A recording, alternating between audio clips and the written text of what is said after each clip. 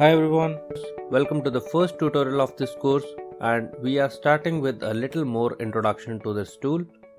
As a developer, if you and your team are working on a project, you need something which manages the source code versions. By versions, I mean that you built an application and you call it as version 1. Now you make some changes to this application, build it again, release to production. Now this is a new version of that application and let's say you call it as version 2. Now if we want to keep on enhancing this application, we will be having versions one after other.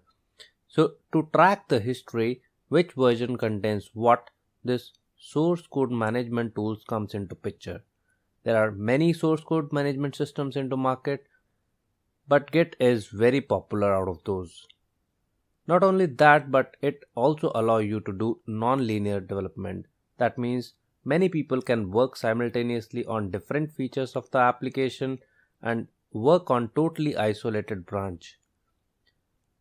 And later they can all merge into single version. To install Git on your system, you need to go to official website of Git and then you need to download the version compatible to your operating system. Since I am using Windows, so I am downloading this 64-bit Windows version and then we are good to install. Once we install, we see Git GUI and Git Bash.